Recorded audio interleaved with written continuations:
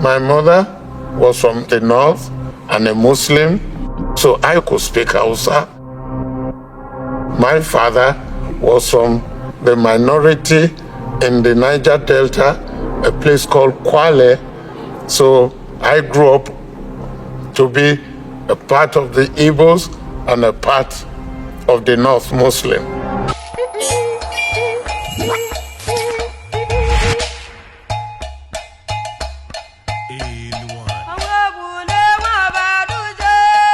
A lot of people, when they first saw the documentary, believed that these directors were Yoruba people.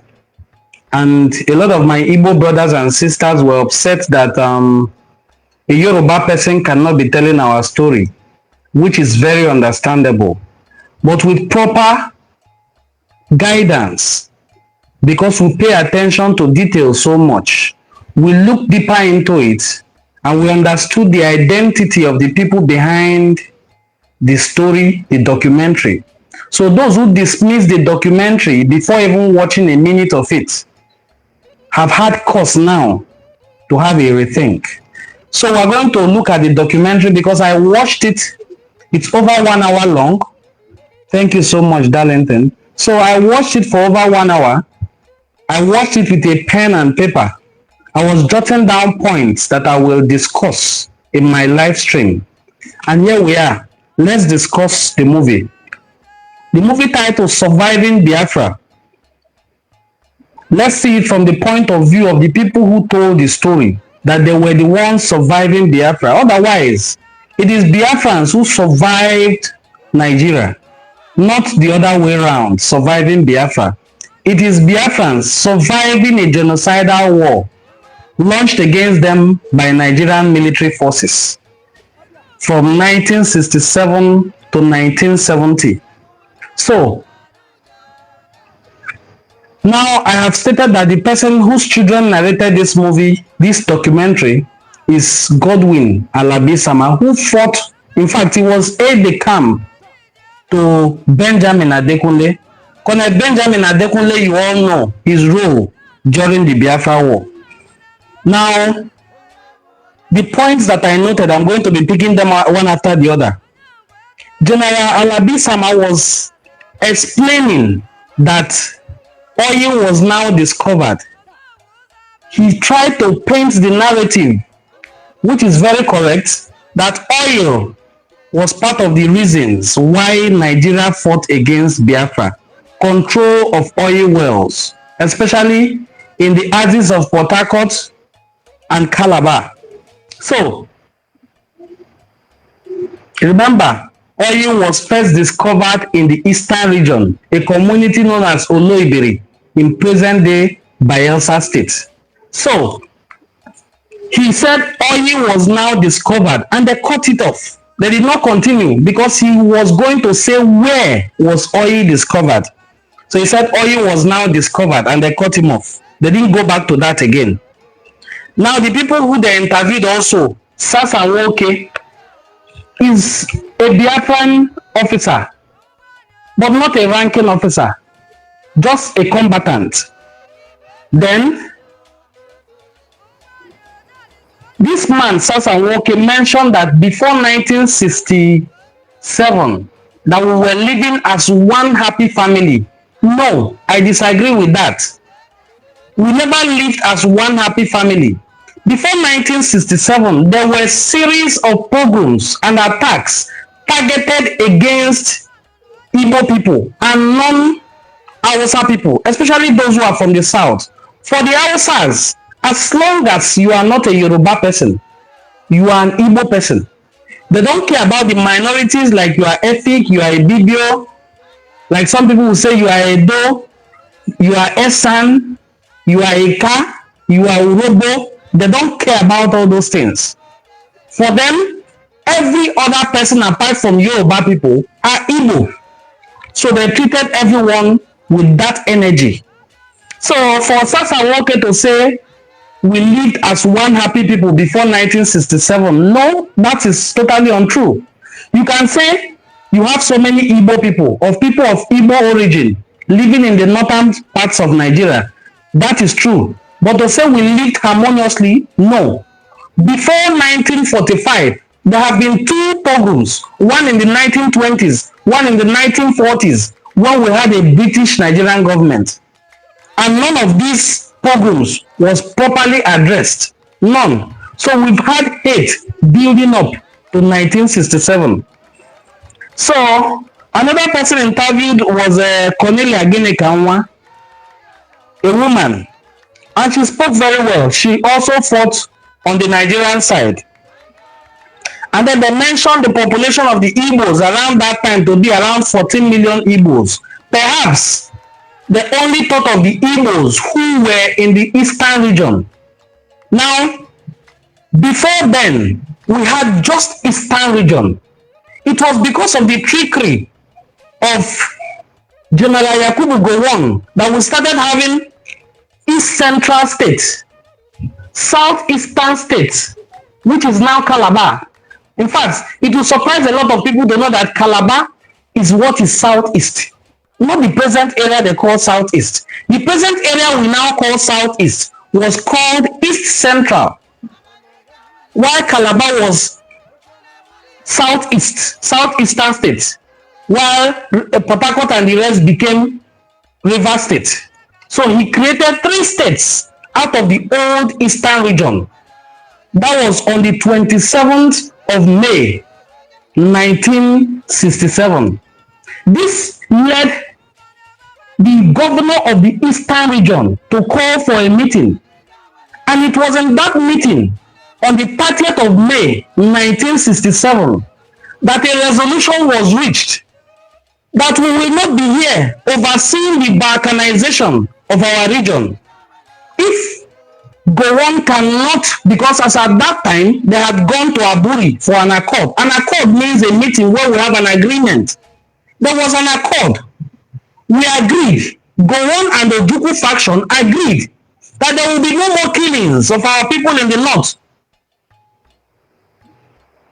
Whatever name they want to give to the killing, some said it was a reprisal attack for Major Kaduna Nzogu's coup that saw the killing of Balewa and Ahmedu Bello, who were and Mai Malaria as well, who were top-ranking military officers from the northern extraction. So, because of this, they left the Southerners who were in the military and they started attacking civilians who are from the Igbo extraction, killing them in their thousands. This led to the Aburi Accord.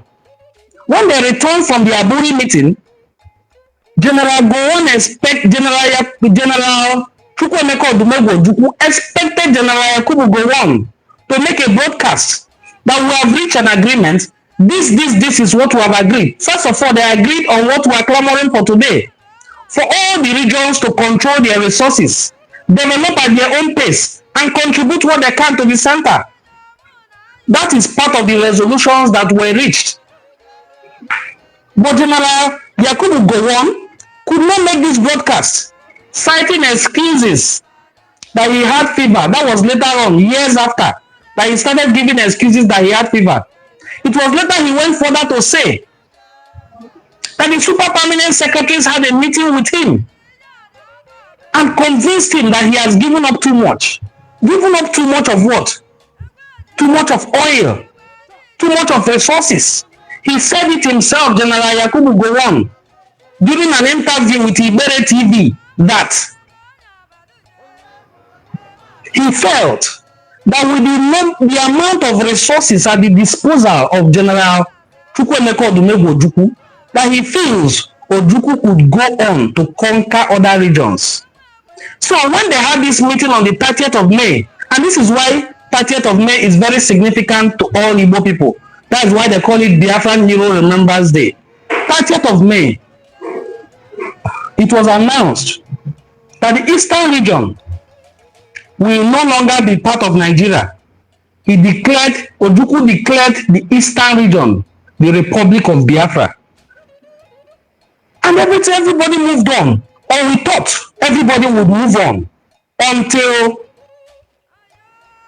an army officer belonging to Nigerian military fired the first shot at Gaken. Gaken is close to Calabar. He was the one who fired the first shot that led to a full-blown war.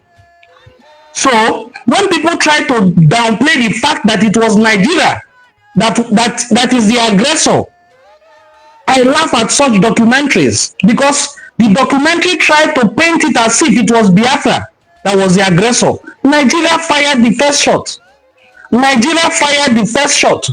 Nigeria was the first to draw blood. Somebody says, we have reached an agreement. Let's honor the agreement. You said no. They went for a meeting in Benin and started dividing the eastern region. They divided it into 3. And that was how we came about having 12 states. The Midwestern state was one. And in the Midwestern states, a part of Midwestern state was also part of Igbo people, shared into Midwest. Later became Bendel and now part of Delta State. Incidentally, that is where I'm from. That is where all Enuane people, all Anyoma people are from. So, I address this point of them trying to make it look like it was Biafra that started the war. No.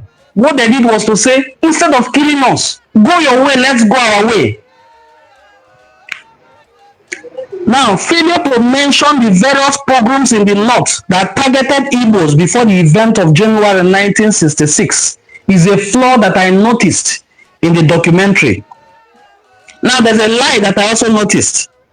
They said it was January 1966 that pogrom started against the Igbos. That is a lie. Before January 1966, there have been pogroms, series of pogroms that I highlighted in 1925, in 1945, in early 1952, series of pogroms against the Igbo people in the north. So the hatred or the fight against Igbo by the northerners did not start after Major Kaduna Nzogu did the coup of January 1966. So another lie is that it was okay. Now they said thousands of Igbo civilians died and their properties were looted. Now the aim of those pogroms that I mentioned was not just hate. The aim was to loot the properties. The same thing they did everywhere. Even in the places they are claiming now is not Biafra territory, because I've seen a lot of ignorant arguments online. People saying Asaba is not part of Igbo land. Kwale is not part of Igbo land.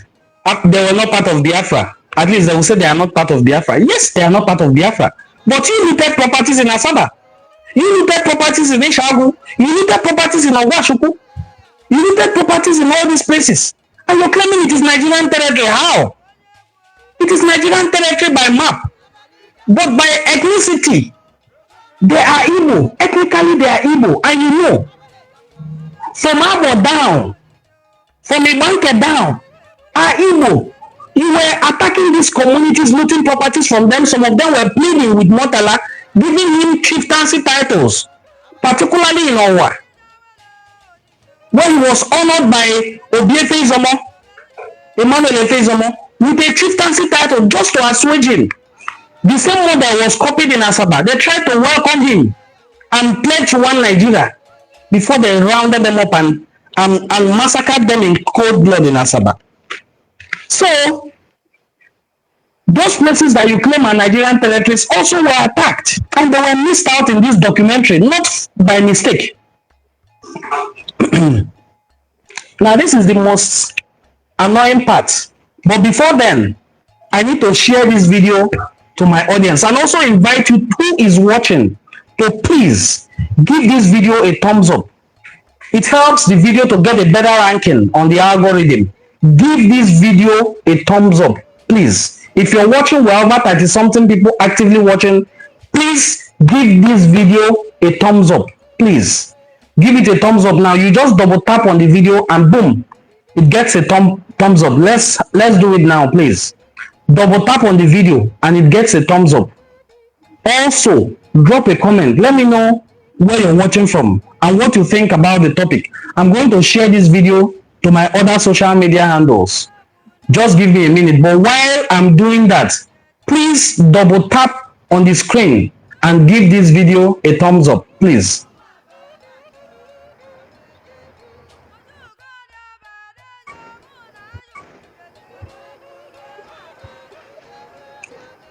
Welcome back. Thanks to the 5 persons or 4 people who gave me thumbs up and made it 5. I already had one before I started begging. So please, I am appealing to you once again to please give this video a thumbs up to help it rank better on the algorithm.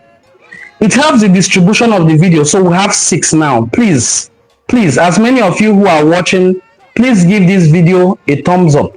Please give it a thumbs up.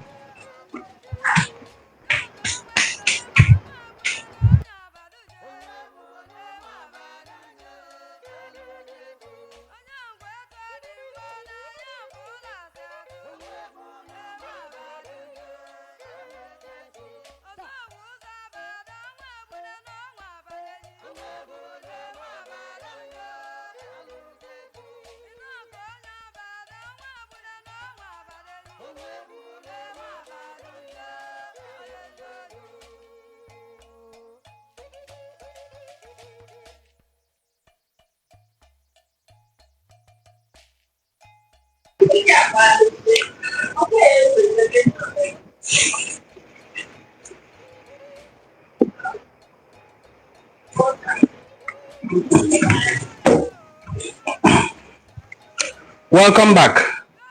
Thanks to everyone who is watching or who has held on to this moment, and those who have also given us a thumbs up. Please double tap on the video to give it thumbs up. It helps us to get a better ranking on the algorithm. So before I went off, I said we have gotten to Ogwelue Zomubono Ketane. Ogwelue Bekene Zomubono. Why did the documentary released by BBC Africa fail to mention the most important thing, the Aburi Accord? Why? I don't think it was a mistake. Such things can never be mistake. Aburi Accord is central to the discussion of the Nigerian Biafra war. Leaving it out of the entire 1-hour documentary is not a mistake, can never be a mistake. Also, releasing this documentary just few weeks after Gowon launched his book is not a mistake, can never be a mistake.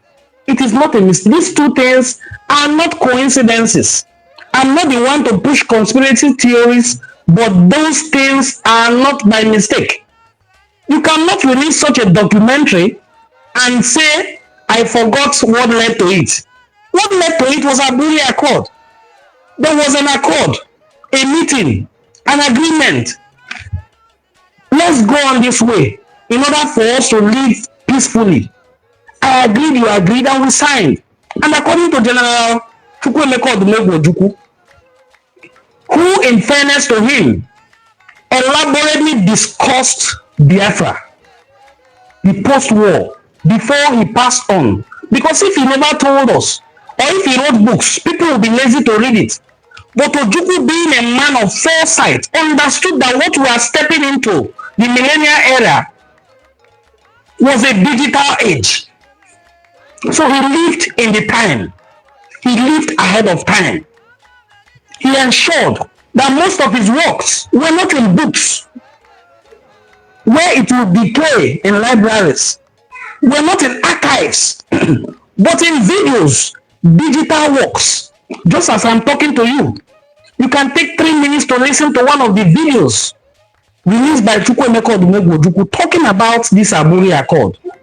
He said that after signing the accord, he felt relieved. Imagine a man whose people were dying in the north. He felt on his way back from Aburi, as General Ankara, according to him, according to Ojukwu now, General Ankara was driving him and Gowon. He calls him Jack. They were that close. He said General Ankara was driving me and Jack back to the airport. And I took Jack's hand, took my hand, kept it, and then General Ankara placed his hand on top of their hands. And he said he wants to say something, Ojukwu now. And Ojukwu said, if we get home and Jack, makes the announcement that we've reached an agreement, I, Ojukwu, will propose for him to become head of state of Nigeria. I, Ojukwu, will propose for him to become head of state. He was that happy. He was that fulfilled. Only for them to get home and Gowon started playing pranks, as he is still doing till today. Because just less than a year ago, he granted an interview where he said people didn't really die in Biafra, that they were just shooting at palm trees. That is why in Igbo land, if you see the palm trees, you will see holes in them. The buildings were not spared. The palm trees were not spared. Nothing called a livestock was spared. In the documentary we're analyzing, so you saw the Nigerian military officers taking away goats and other livestock from people's house. And before they left that house, they made sure to unalive the man. Ababuya. So what are we saying? That documentary, the major fault in this documentary of over 1 hour is not to have mentioned Aburi. It is not a mistake. It is deliberate. And this goes to Leke Alabi-sama and your father, Meji Alabi-sama. That wasn't a mistake. Just so that you know that we know what you know. You did not make a mistake. You deliberately left out the Aburi discussion, probably because Gowon refused to talk to you. Because I don't see why you will also do such documentary without interviewing the man in the eye of the storm, Gowon. Why? Why was he not interviewed? You should have gotten his own side of the story as well. If television stations, Charles and Anyagolo and the rest can be getting his own opinion, Ibore TV can be getting his own opinion on weekly or monthly basis, why didn't you, Meji Alabi-sama and Leke Alabi-sama, why didn't you extend such invitations or interviews to Gowon or Basanjo? These were actors in the war from the Nigerian side, and they are still very much alive. So why didn't you get interviews from them? So now, let it be noted that May 30, 1967 Declaration of Biafra was not viewed by many Igbo people as a secession. It was viewed as survival. It wasn't a rebellion. It wasn't viewed as a rebellion. It was viewed as our only means. According to the words of Colonel Joe Atuzia, he said, and I quote, na anyị nwa ya kafa hapụ iwuchasị ndị Igbo ife anyị chọpụta no agenda ndị Fulani aya agwụ Igbo echee na abụọ ka aya jedebe na anyị na-eme mmemme ahụ niile iji wee mee ka onye ọbụla wee lụta ka ụmụ ya na-echefukwana. Those were the words of Colonel Joe Atuzia from Asaba, a Biafran hero. So, the declaration of Biafra was not viewed by any Igbo as rebellion. It was viewed for them as survival. These people want to annihilate us. Let them go their way, let me go my way. I don't see anything wrong in that. Go your way, I go my way. Since I am your problem, go, I go. They refuse to go. They refuse to let Biafra go. Okay, Chukwu, my brother, thank you so much. And then Christians, oh wow, thank you so much. Augustine, I appreciate you. Thank you so much. Said you're watching from Lagos. My brother, okay, Chukwu, it has caught up with Gowon. It has caught up with Benjamin Adekunle. Even while he was alive, he died. His son died. His son died even before him, I'm sure. Now, it has caught up with Gowon, caught up with Benjamin Adekunle, caught up with Obafemi Awolowo, who said that all was fair in war and that the starvation of Biafran children was justified, that all was fair in war. So it has caught up with them. Is it not every day now that we hear news of what is happening in Yoruba land? The same thing they did to Igbo is coming upon them. So let's go on with the analysis. On the 8th of August 1967, Biafra crossed the bridge, that is the Niger Bridge, and headed towards Benin. That is according to this documentary, and that's okay. I also mentioned that they failed to mention who fired the first shot. But one striking thing again that I noticed in the documentary is one lady, Rose Hogan Bassi, who fought for Nigeria against Biafra. She started with the story of that she lived with her grandmother, and that her grandmother was blind, she said. But that when Biafran soldiers came and started firing shots, they burned down her grandmother's building. And that because she was blind and couldn't run, she died in that building. She said she's from Efik, an Efik community around Calabar. And I said, what sort of discussion is this? In the earlier analysis, Godwin Alabisama had told us that Biafran forces had not gotten to Calabar. It was them who fired the first shot at Gaken and still moved in on Calabar. How can Biafran forces be burning down houses in Calabar that is part of Biafra territory? Is it possible? Let us not argue with her because that is her own personal story, no way. Anyway, but we needed to put that out there, that this place is part of Biafra territory. Philip Effiong, who was second in command to Ojukwu, is from Efik. So, he has said it severally that he is not Igbo, because it is not every Igbo, every Biafran person that is Igbo. It is not every Biafran that is Igbo, but all Igbos are Biafran. In my view, although you have Igbos who are not in the Biafra territory. So, they mentioned collaborators like Britain, France supported Biafra. And then that oil money from Igbo land was used to sponsor the war against the Igbo. This was just the basis for the war, oil money. So it is an oil war. Biafra were not even interested in the oil in the first place. They were not interested in it. They were interested in surviving. These people were coming at them. No sort of punishment. People are saying Ojukwu failed to, when Agui Ransi took over, he should have just killed Major Cardinal Zogo, and then that would have brought everything to an end. He failed to punish them. Who punished the people who did all sorts of atrocities in 1925, in 1945, in 1952, before we had in 1966? Who punished them? The British Nigerian government did nothing. The Nigerian government, led by Northerners, also did nothing. When pogroms upon pogroms upon pogroms were carried out against Igbo, who did something about it?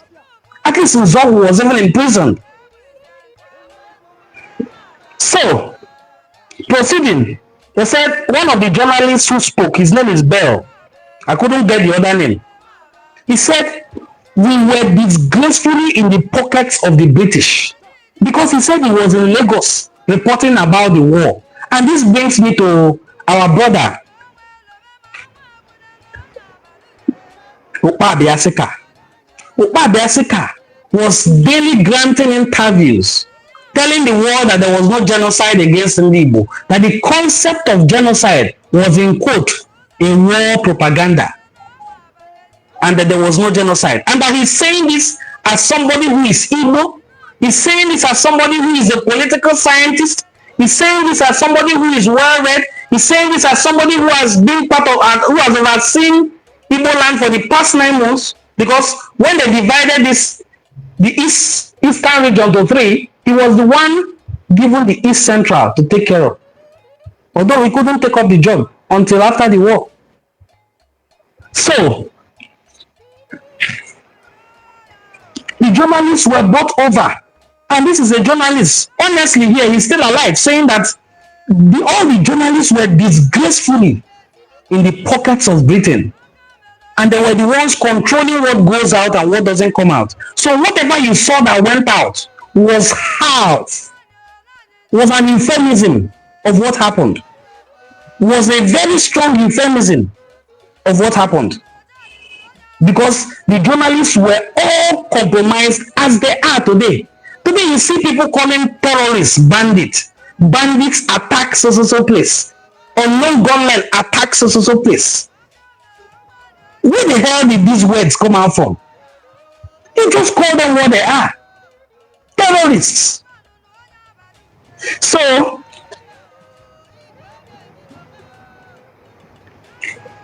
also, I noticed that the documentary did not hold back in calling it what it is.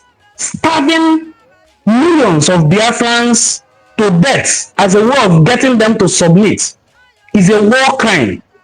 It is a crime against humanity for which Godwin Alabi-Sama, General Yakubu Gowon, who is the Commander-in-Chief of the Armed Forces, should be facing the International Criminal Court for crimes against humanity. And then bombing of civilian locations, including hospitals, where people who were injured were, where aged people who could not get health care were, markets where women went to sell so that they can get money to take care of their family were bombed. And then refugee camps, where families who moved away from their communities that Nigerian forces had annihilated, the surviving ones moved to a refugee camp, and still Benjamin Adekunle, Alabi-Sama and the rest used air raid to flush them out. That was extermination of a people. That was annihilation. That was more than a genocide. It wasn't a war. It wasn't military against military. It was military against unarmed men, women, and boys and children. Any boy who was up to the age of 9 was considered a threat and was cut down, as we saw in the pogroms that took place in Asaba, in Isroma, in Ishago, and all other places where the pogroms took place. And then they showed an interview of one officer who said, you can't prove that the people who were killed by those air raids were civilians. How do you distinguish a civilian from a military personnel? It doesn't take much for them to do analysis and find out. And then looting of homes, and continuous looting of homes. At 1 hour, 3 minutes, 1 hour, 3 minutes, they showed a clip of Chukwuemeka Odumegwu Ojukwu stepping down from the plane to attend the Aburi Accord. But they failed to talk about the accord. Instead, they used that clip to illustrate that on the 15th of January 1970, Chukwuemeka Odumegwu Ojukwu, Biafra surrendered through Philip Effiong. General Philip Effiong surrendered on behalf of Biafra because Chukwuemeka Odumegwu Ojukwu had already fled. So, inserting that clip of him attending Aburi means they know about Aburi very well, and only them know the reason why they failed to talk about the Aburi Accord. Please, over 40-something people watching this video, close to 50, kindly give this video a thumbs up. Please help this video to rank better on the YouTube's algorithm. Also comment on the video while you're watching. Let's interact. Please place your comments. Also give this video a thumbs up. To give a video thumbs up is very simple. Just double tap on your screen and boom, you have given it a thumbs up. We are rounding up the analysis. So I ask, why show us a clip of Aburi, the meeting in Aburi, without talking about the Aburi Accord? Thank you, everyone. We have 11 likes now. Continue, please. Continue double tapping to give it thumbs up. So, the producers of the movie, of the documentary, were Miriam Kwanzaa and Adeline Okere, while the directors were Meji Alabi-Sama and Leke Alabi-Sama, both son and grandson of Godwin Alabi-Sama. So let's discuss. I shared a short clip on Facebook on our Facebook platform, insisting that Godwin Alabi-Sama is not a Yoruba man, that he is Igbo from Okwane as a sub-ethnic group of Igbo, and from Kwale as a sub-group, and from Otabono as a hometown. I traced him down to his community, where he's from. And everybody agreed that he's from there. But they are saying he's Yoruba. No. I gave birth to all my children in Asaba. That doesn't make them Asaba people. If I relocate to London tomorrow, if I relocate to America tomorrow, give birth to some of my children in West Virginia, or in Washington, D.C., or in Paris, or in any city that I choose to settle, and they return home 50 years later, they are still Igbo people. Even if their mother is an Australian, they are still Igbo. Even if as well, their mother is Yoruba, and I give birth to them in Ibadan, and they live all their lives in Ibadan, and cannot even speak Igbo, they are still ethnically Igbo, where they grow up, notwithstanding. So I've seen such very ignorant arguments that Alabi-Sama is not Igbo, that he's Yoruba. His mother is a very influential and rich Yoruba woman. According to him, you heard him in the documentary saying his mother bought him his first boat.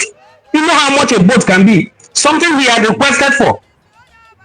And the federal military government turned it down. His mother bought it for him. A boat. So please, double tap on this video to give it thumbs up. Help it to rank better. Let's share it. While I also do same. Please double tap on this video to give it thumbs up. Help us to rank better on the algorithm. So Godwin Alabi-Sama is an Igbo man. And he brings to us a great number of collaborators who fought against the Igbo, even if they were not Biafrans.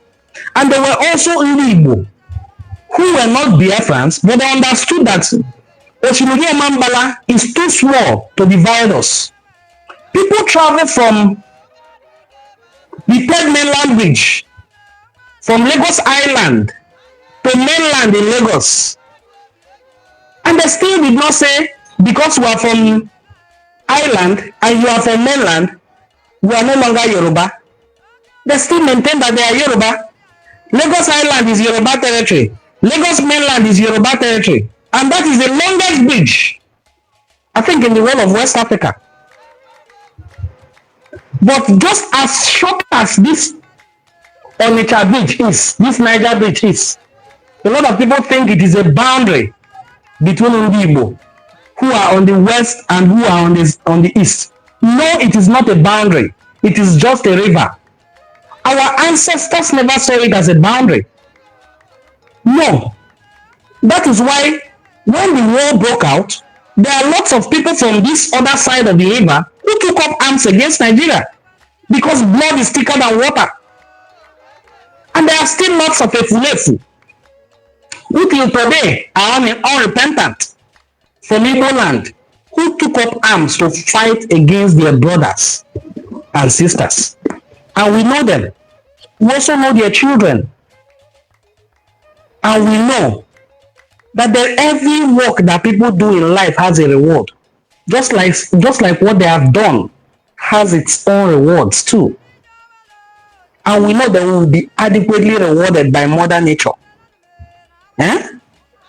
We saw the activities of people like Omar Sanda Nwachukwu, Ike Nwachukwu, who would later be rewarded with ministerial positions twice. Was a former governor of Imo State as well, a military governor. We saw the activities of Okabe, Anthony Asika. We saw the activities of this Alabi-Sama, who was court-martialed, even if he's arguing that he is not court-martialed. But the documents that prove that he was court-martialed were forged. But they are there in Obasanjo's book. The book titled Not My Will by Obasanjo clearly states that General Godwin, he calls himself Brigadier General, but The book, Not My Will, by Obasanjo, states that he was court-martialed. I think page 431. So, everybody has gotten their own reward. Even those who are not alive, their children are seeing the rewards. The rewards of those who invaded Igbo land, destroyed Igbo land, raped women, killed children, starved millions to death. Today, their people are seeing the consequences raw and first hand. And I saw a few misguided people in Enugu doing protests yesterday for something that happened in Oyo.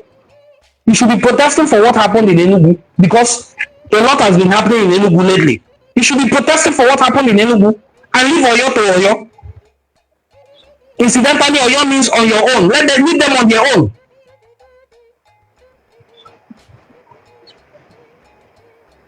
Thank you everyone who has brought out time. We have spent over 40 minutes on this live stream.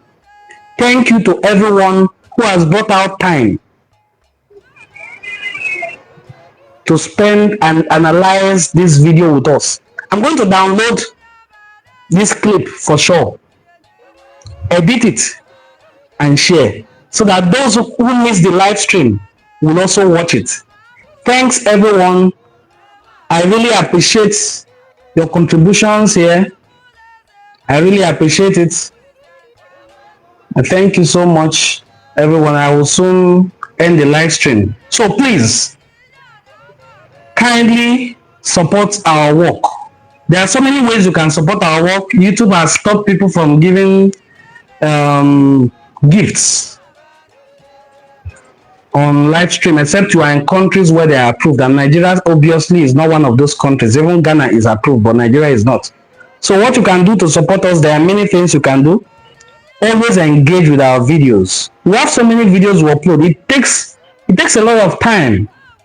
That is why sometimes I prefer such a live stream. It takes a lot of time to produce a video documentary, edit it, make sure it's perfect, then you put it out, and it has very low views. It is you and I that will make that video to come alive by engaging with it, by watching it, by sharing it, by inviting people also to do the same. If this is your first time of coming across this channel, this is Emo and a cultural forum where we promote the rich cultural heritage of the Igbo people. My name is Prince Ngozi Chukwuka Fortune, and I am from Obunuku in Anyocha South local government area of Delta State, an Igbo community. Thank you for being a part of this live stream. I will look forward to seeing you in my subsequent streams. Please share this video to your audience, and thanks for being a part of this very analysis of the book, of the documentary Surviving Biafra, released on the first day of June. That was yesterday, or the day before yesterday.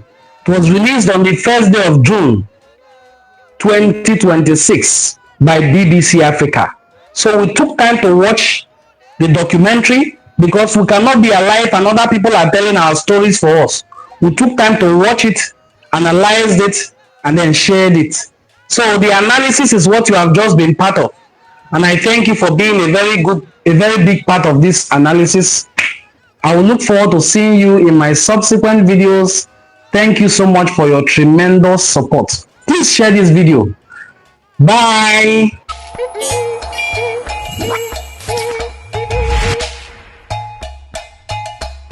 Anyone.